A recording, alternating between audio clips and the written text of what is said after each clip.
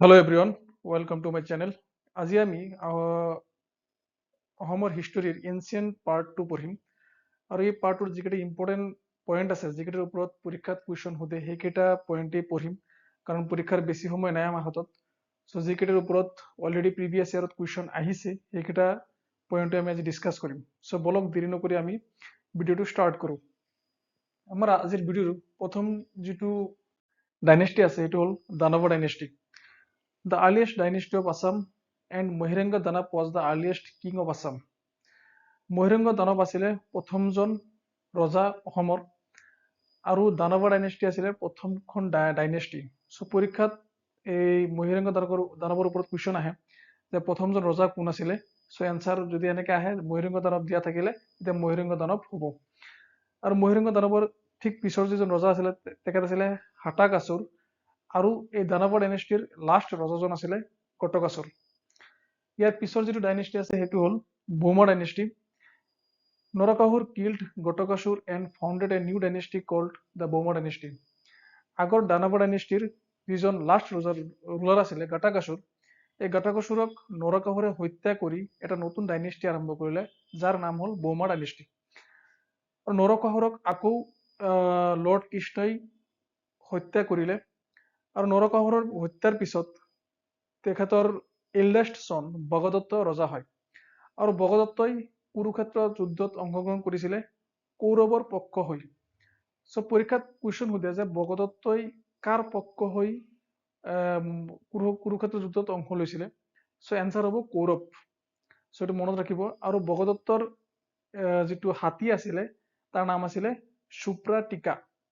চ' এইটো important question, এইটো পৰীক্ষাত আহে আৰু আহিছে আগৰ পৰীক্ষাত। He exhibited Diguli Pukhuri at Panbazar at the time of the marriage of his daughter Banumati with Duryodhan. তেখেতে দীঘলী পুখুৰী, বৰ্তমান গুৱাহাটীৰ যিটো পাণবজাৰৰ ওচৰত দীঘলী পুখুৰী আছে, এইটো তেখেতৰ দিনতেই খুন্দোৱা হৈছিলে আৰু তেখেতৰ জীয়েক বানুমতীক দুৰ্যোধনলৈ বিয়া দিছিলে। চ' চবকেইটা ইম্পৰ্টেণ্ট পইণ্ট হয় আৰু পৰীক্ষাত যিকেইটা পইণ্টৰ পৰা কুৱেশ্যন আহিছে সেইকেইটাই মই ইয়াত ডিছকাছ কৰিছোঁ। চ' বলক নেক্সট শ্লাইডত চাওঁ। ইয়াত আছে আচুৰা ডাইনেষ্টি। ইয়াৰ ফাৰ্ষ্ট ৰুলাৰ আছিলে মাৰিচি আৰু লাষ্ট ৰুলাৰ হ'ল বানা। কিং বানা বা বানাসুৰ had a beautiful daughter named Usha who was kidnapped by Anirudh, grandson of Lord Krishna. This incident was mentioned in the famous Assamese drama Kumar Haran. King বানা বা বানাসুৰৰ এজনী জীয়েক আছিলে, নাম আছিলে উষা, আৰু এই উষাক লৰ্ড কৃষ্ণৰ গ্ৰেণ্ডছন অনিৰুদ্ধে কিডনেপ কৰিছিলে। আৰু এই যিটো ষ্টৰী, এই ষ্টৰীটো অসমীয়া ড্ৰামা কুমাৰ হৰণত ধুনীয়াকে লিখা আছে। ইয়াৰ পিছৰ শ্লাইডত আমাৰ আছে বৰ্মন ডাইনেষ্টি। এটি ইম্পৰ্টেণ্ট ডাইনেষ্টি হয়, ইয়াৰ পৰা পৰীক্ষাত কুৱেশ্যন আহে। ইয়াৰ ফাউণ্ডাৰ আছিলে পুষ্য বৰ্মন আৰু পুষ্য বৰ্মনৰ ঠিক পিছত যিজন ৰজা আছিলে তেখেতৰ নাম আছিলে সমুদ্ৰ বৰ্মন। ইয়াৰ পিছৰ ৰজাজন আছিলে বালা বৰ্মন 1 আৰু বালা বৰ্মন 1ৰ জীয়েক অমৃতা প্ৰভা বিয়া হৈছিলে কাশ্মীৰী কিং মেঘবাহনৰ সৈতে। আৰু এইটো ডাইনেষ্টিৰেই এজন ৰজা মহেন্দ্ৰ বৰ্মন, তেখেত প্ৰথমজন ৰজা যিয়ে আশ্বমেধ য়জ্ঞ আৰু বা হৰ্চ চেক্ৰিফাইচ যিটো ৰিচুৱেল আছে এইটো পাৰফৰ্ম কৰিছিলে। চ' এইটো ভেৰি ভেৰি ইম্পৰ্টেণ্ট কুৱেশ্যন যে কোনজন ৰজাই প্ৰথম আশ্বমেধ য়জ্ঞ বা হৰ্চ চেক্ৰিফাইচ ৰিচুৱেল আৰম্ভ কৰিছিলে। The answer is Mahendra Varman. So' এইটো মনত ৰাখিব। ইয়াৰ পিছত চবতকৈ ফেমাছ যিজন ৰুলাৰ আছিলে বৰ্মন ডাইনেষ্টিৰ, he is Bhaskar Varman. Bhaskar Varman was the most famous ruler of Burman dynasty. He was also known as Kumar ৰজা। তেখেতক কুমাৰ ৰজা বুলি কোৱা হয় বা কুমাৰ ভাস্কৰ বৰ্মন বুলি কোৱা হয় কাৰণ তেখেতে বিয়া পতা নাছিলে। আৰু তেখেতৰ দিনতেই চাইনিজ পিলগ্ৰিমছ হিউৱেন চাং কামৰূপলৈ আহিছিলে আৰু হিউৱেন চাঙে এটা কিতাপ লিখিছিলে যিটোৰ নাম হ'ল চি ইউ কি। এইটো ইম্পৰ্টেণ্ট পইণ্ট, চি ইউ কি কোনে লিখিছিলে, হিউৱেন চাঙে, এইটো মনত ৰাখিব। আৰু ভাস্কৰ বৰ্মনৰ এজন এম্বাচাডাৰ আছিলে, নাম হ'ল হামছ বেগা, আৰু তেখেতক পঠিয়াইছিলে হৰ্ষবৰ্ধনলৈ। হৰ্ষবৰ্ধন তেতিয়া ইণ্ডিয়াৰ বৰ্ধন ডাইনেষ্টিৰ ৰজা আছিলে আৰু হৰ্ষবৰ্ধন ভাস্কৰ বৰ্মনৰ কণ্টেম্পৰৰী আছিলে, একে টাইমৰ ৰজা আছিলে আৰু হৰ্ষবৰ্ধনৰ লগত তেখেতৰ বহুত বন্ধুত্ব আছিলে। আৰু হিউৱেন চাঙে এই আপোনাৰ ভাস্কৰ বৰ্মনক এটা নাম দিছিলে, এটা ডেজিগনেট কৰিছিলে, সেইটো হ'ল the king of eastern India.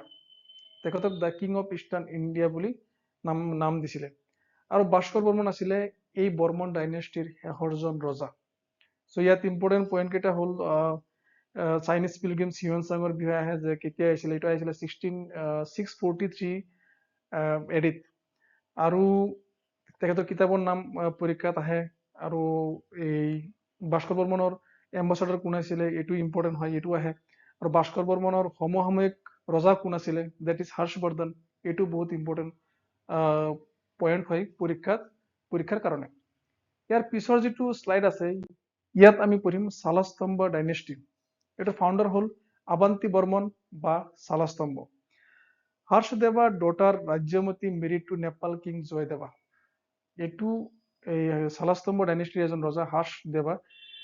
তেখেতৰ জীয়ৰী আছিলে ৰাজ্যমতী, তেখেতৰ বিয়া হৈছিলে নেপাল কিং জয়াদেৱলৈ। ইয়াৰ পিছৰ ইম্পৰ্টেণ্ট পইণ্ট হ'ল Hazara Barman was an important ruler of this dynasty during his reign. Tezpur rock inscription and Hayantul copper plate was written. Hazara Pukhuri of Tezpur was named because of him. He shifted capital to Harupeshwar or Hadapeshwar, that is now Tezpur. Hazara বৰ্মনৰ দিনত Tezpur rock inscription আৰু হায়নতোলা copper plate লিখা হৈছিলে। আৰু এইটো পৰীক্ষাত বহুতবাৰ আহিছে, মই প্ৰিভিয়াছ ইয়াৰ কুৱেশ্যন চাইছো যে হায়নতোলা কপাৰ প্লেট বা তেজপুৰ ৰক ইনস্ক্ৰিপশ্যন কাৰ দিনত লিখা হৈছিলে। চ' এনচাৰ হ'ব হাজাৰ বৰ্মন। আৰু তেজপুৰৰ যিটো হাজাৰা পুখুৰী, এইটো তেখেতৰ নামেৰেই নামাকৰণ কৰা হৈছে। আৰু হাজাৰা বৰ্মনে হাৰুপেশ্বৰ বা হাদাপেশ্বৰ, বৰ্তমান যিটো তেজপুৰ আমাৰ, তাত ৰাজধানী পাতিছিলে। আৰু এইটো শালস্তম্ভ ডাইনেষ্টিৰ লাষ্ট যিজন ৰজা আছিলে, তেখেত আছিলে ত্যাগা সিংহা। ইয়াৰ পিছৰ শ্লাইডত আমি পঢ়িম পালা ডাইনেষ্টি। ফাউণ্ডাৰ আছিলে ব্ৰহ্মপালা। আৰু ৰত্নপালা এজন ইম্পৰ্টেণ্ট, ৰত্নপালাৰ টাইমত ইম্পৰ্টেণ্ট ইনস্ক্ৰিপশ্যন হ'ল বৰগাঁও, যিটো দৰঙত, আৰু শুৱালকুছি। তেখেতে শ্ৰী দুৰ্জয়া এজ হিজ কেপিটেল বনাইছিলে। শ্ৰী দুৰ্জয়াক তেখেতে ৰাজধানী পাতিছিলে। আৰু জয়াপাল আছিলে লাষ্ট ৰুলাৰ অফ পালা ডাইনেষ্টি। আৰু পালা দুটা ডাইনেষ্টি আছে, এটা হ'ল কামৰূপৰ, এটা হ'ল বেংগলৰ। বেংগলৰ পালা ডাইনেষ্টি যিটো আছে, এইটো হ'ল বুদ্ধিষ্ট ধৰ্মৰ, আৰু যিটো কামৰূপৰ হয় এইটো হিন্দু ধৰ্মৰ। এই দুটা পইণ্ট কনফিউজ নহ'ব। কামৰূপৰটো হিন্দু ধৰ্ম মানিছিলে, আৰু যিটো পালা বেংগলৰ আছিলে সেইটো বুদ্ধিষ্ট ধৰ্ম মানিছিলে।